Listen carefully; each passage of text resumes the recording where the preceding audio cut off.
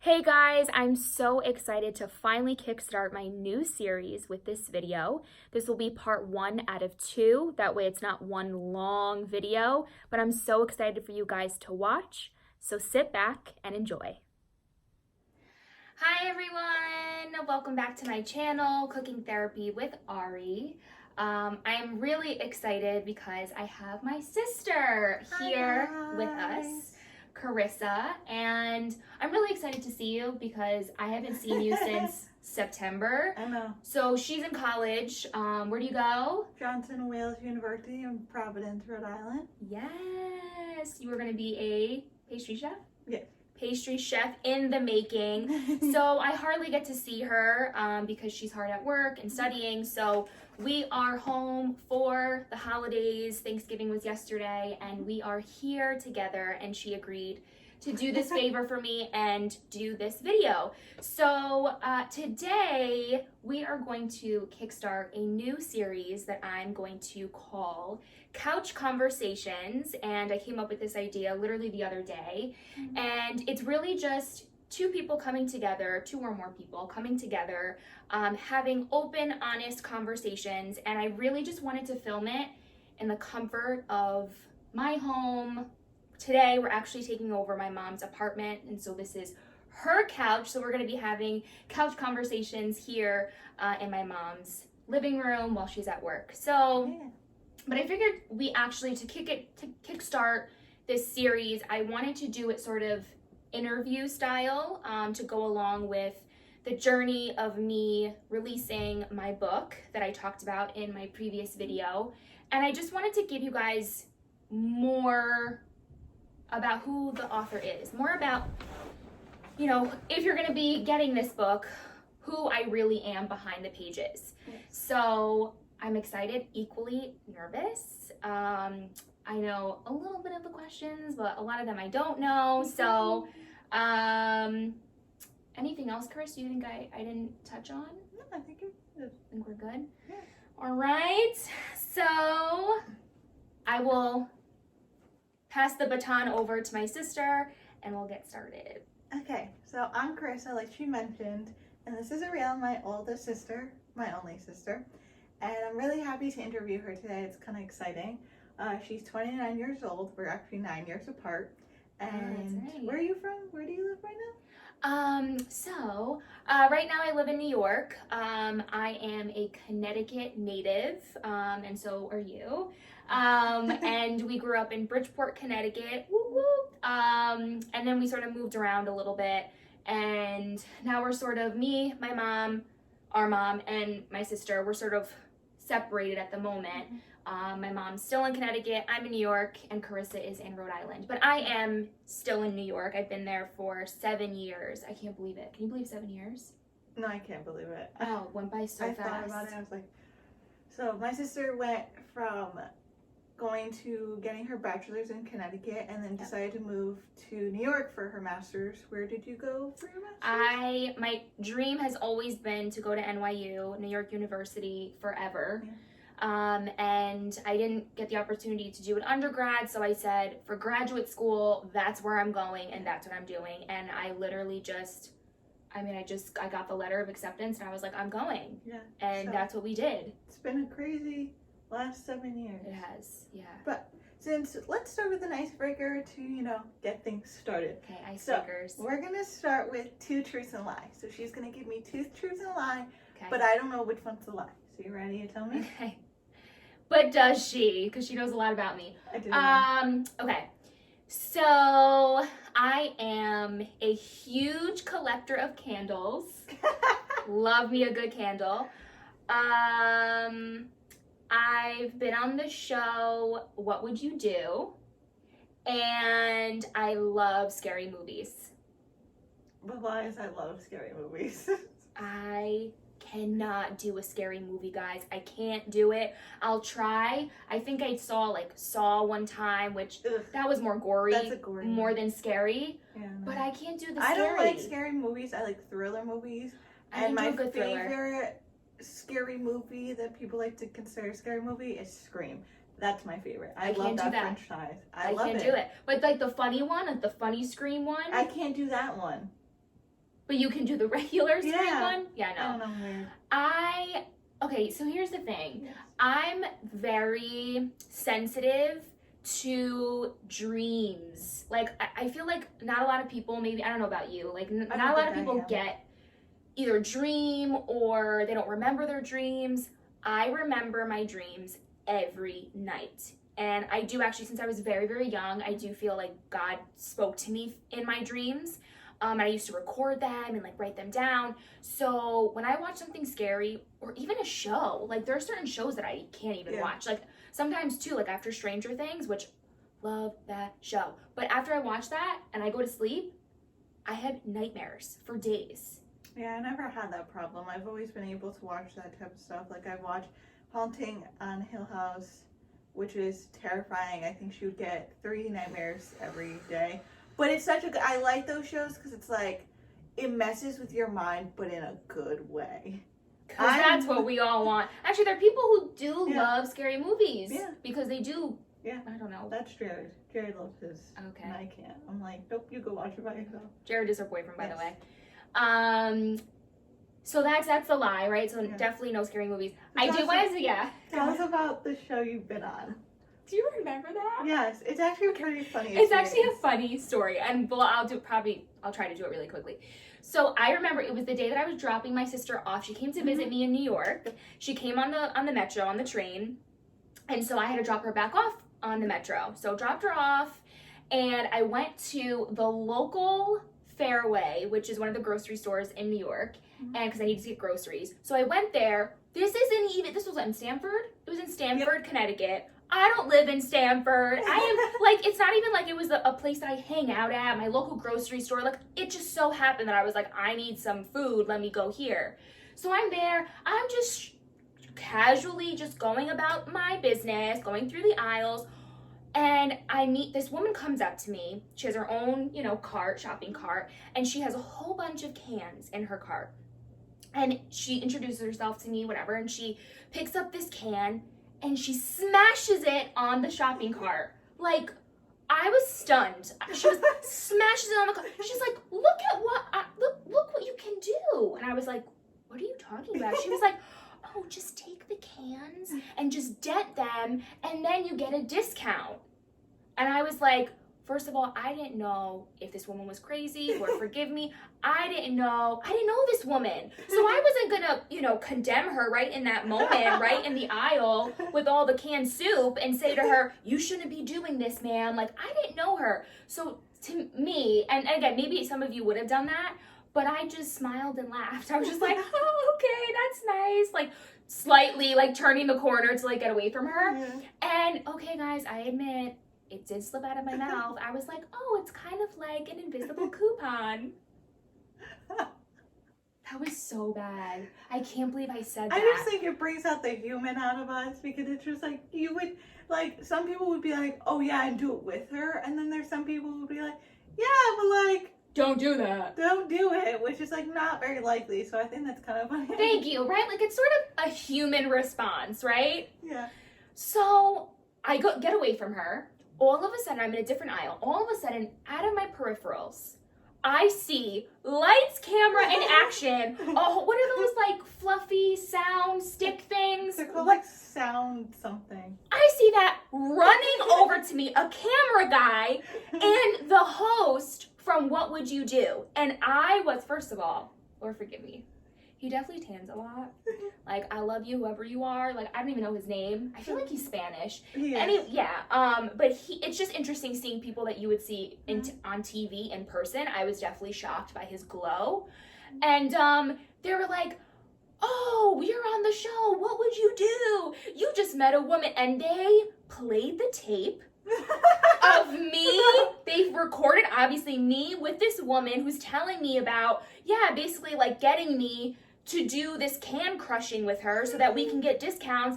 And they literally put me on the spot to even say, wow, so that's interesting that was your response, an invisible coupon. And I was mortified. I think that's clever though, invisible coupon. It was Okay. so bad. So that's basically what happened. Basically, it's just only shown in a clip. Like a little part, and then that was it. Thankfully, I was not actually on the show. I cried when I left because then I God. felt horrible that I signed the release. I felt coerced. I felt like they tricked me into signing this release, and then afterwards I was like, oh my god, what am I doing? Everybody's gonna know about this, and now everybody's, or a lot of people are gonna know. Though. Come on. Yeah, so I was actually on the show for like 2 seconds, and then clearly they thankfully only put like that small little, my face of me going, which was the moment that I saw the camera coming towards me. Yeah, that was it. I think they should have put you on. You're pretty good. But okay, so let's get started with the questions. Okay. So, since you are writing this book, did you always have a passion for writing? And what made you actually decide to write a book? Okay, so the first one is, have I always had a passion for writing? So I would say yes. And that started very, very young.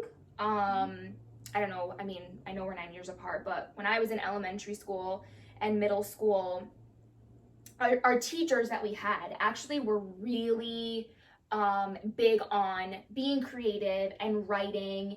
And I remember having countless projects on writing stories and actually writing books where we actually published them.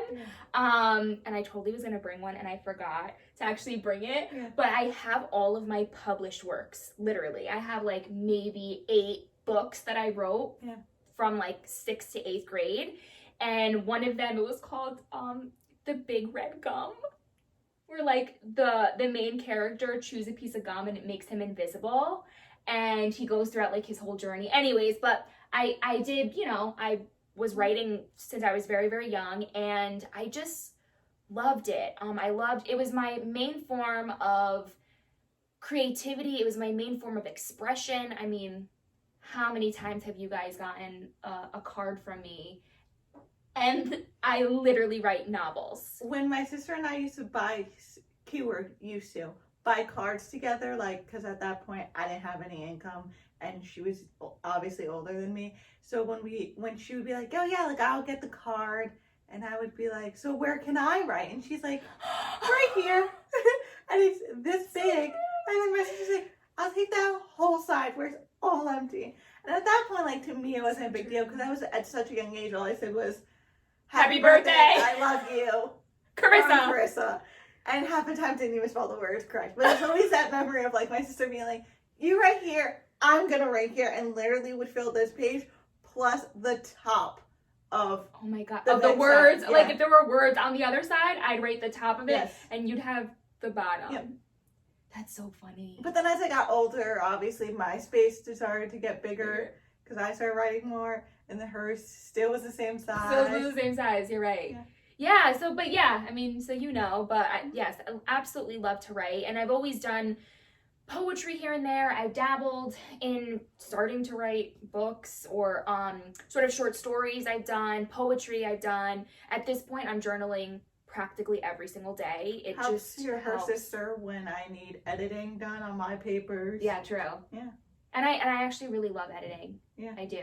She's really good. She sits down with me, mind you, on the phone. And we just sit there and she's like, put this word. And she's like, send it to me. So then she'll send it to me, make the edits, and then explain to me why she made the edits. Oh. Well, I appreciate that you. Sure, I appreciate that you got my grades up.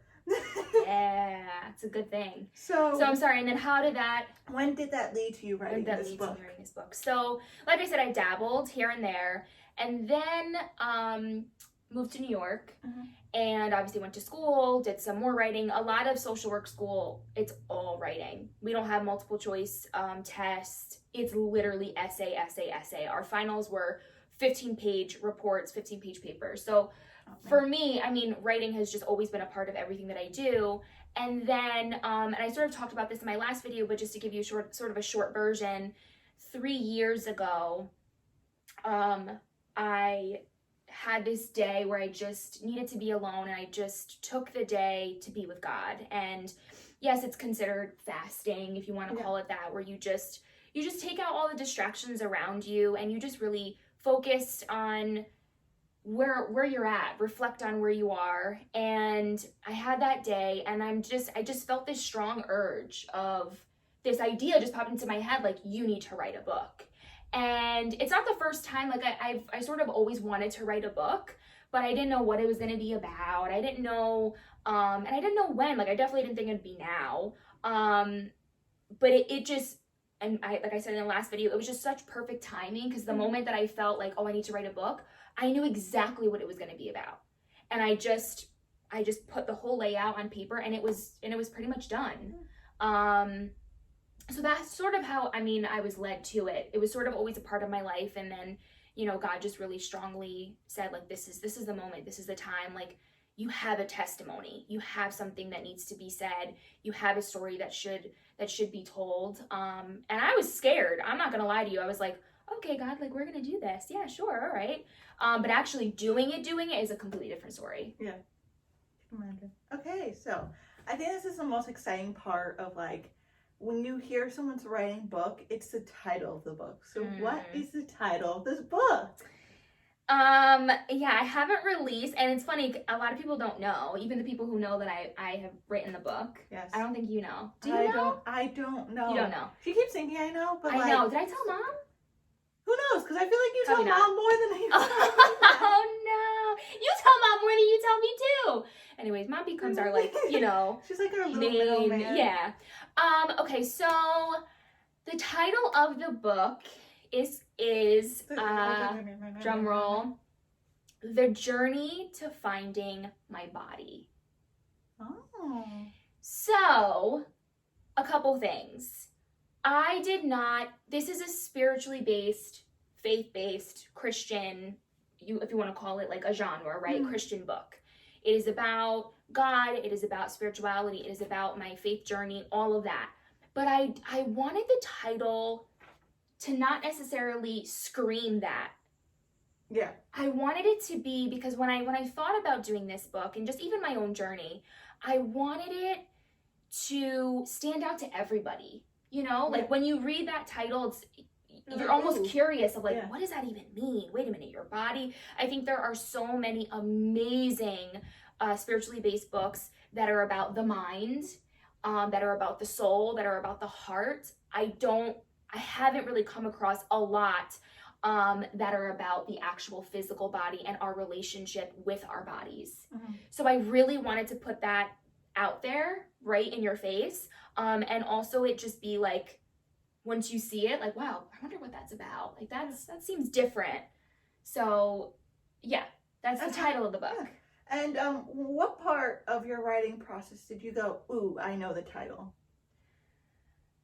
So why did I sort of choose that one in terms of... And when did you decide that was the best title? Because a lot of authors will say, oh, ooh, I knew that was my title from the beginning, or I knew the title in the midst of my writing. Okay. That's a good question. Ironically, the title of the book was decided on before I started writing. Okay. So I had, like, the titles, like the chapters that I wanted to do. And I sort of, through those chapters, figured, how can I summarize this into a title? So the title was completely already done, and I prayed on it as well. I had a few different titles, but that was the one that really stood out to me, and I just sort of prayed on it. God, is this the one that you want? And it never really changed. I never felt like I needed to deviate or go to something else. But yeah, it sort of always was there, front and center, and before I started even physically writing. So why did you write this book, and what were you hoping to achieve with this book? Why did I write this book, right? So I do want to touch on that and as well, sort of what the book is about, right? Because that's sort of why did I write this book, that goes into it.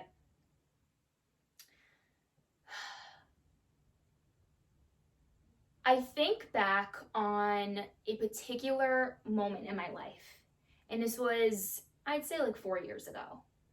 And it was a really, really dark moment and a really dark place. And I had sort of finally realized how destructive I was with my body. And I know sort of, you and Mommy were like, with me during that time. So I get emotional. And it was just really hard. And then to come to that moment where I'm like, oh my God, I didn't realize I was doing this to myself. I had to ask myself, how did I get here? How did I come to this moment, this really dark place? And that was the moment that I was like, I need to go from the beginning. Yeah. I need to figure out, this isn't just something that happened in a month, in a year. This has been my entire life, right?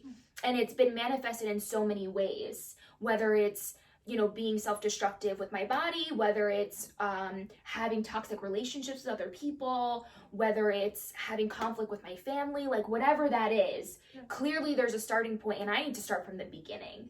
So that's when I realized, like, okay, I need to reflect on my childhood. I need to reflect on how I view myself, what's the relationship with myself? Is it good? Is it healthy? What are the things that I'm telling myself? Do I even love myself? What does that even mean, right? So I really went through like the whole thing because I felt so disconnected with myself and I really felt lost. And that's why the title is The Journey to Finding My Body. Like, how do I get back to a place where I am connected with myself again in a healthy way? Because I was so disconnected and I had such a negative relationship with myself. And on top of that, right, it's so the journey was so parallel and definitely connected with my relationship with God, if that makes sense, right? So that's where it's spiritually based, but also about these other intertwined relationships with myself, with food, and my body. And when I envisioned writing this book, I said to myself, why am I even doing this? What is my why, right? Like, I could put this story out there and just have it be like, oh, it's a journal entry and just talk about my life and like, oh, okay, great. I don't need to necessarily share that. I wanted to share it because I realized going back and going through all those stages and looking back on my journey, I wanted a big sister, you know? I didn't necessarily have a big sister or someone that I could have really been open and honest about what I was going through. And maybe there were people, but I just didn't feel comfortable, or I didn't feel like maybe they could relate, or that they wouldn't judge me. You know, we've grown up in a Latina household, and it is very cultural, but it's not the norm to open up and talk about your struggles and open up and talk about your problems. I mean, up until the point, maybe until I said, hey guys, I want to be a therapist, you don't go to other people to talk about your issues. Am I right? Yeah. So I thought about the many people that are going through their own struggles, who feel like they have to hide it, who feel like they can't be open and honest and vulnerable, and that because of the fear that people won't get it or they will judge them. And this book is for those people. This book is to say, you have someone in your corner, you have someone who has been through things.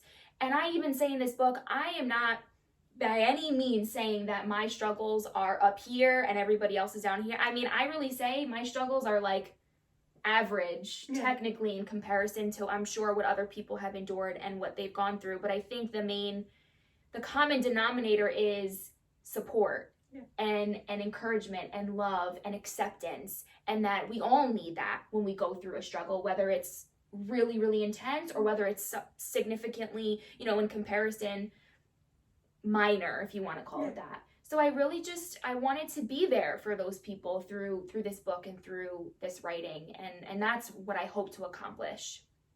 I think the other part too, and I want to make sure I state this, I don't pretend to not have a relationship with God. That is extremely important to me in my life, definitely more so now than ever before.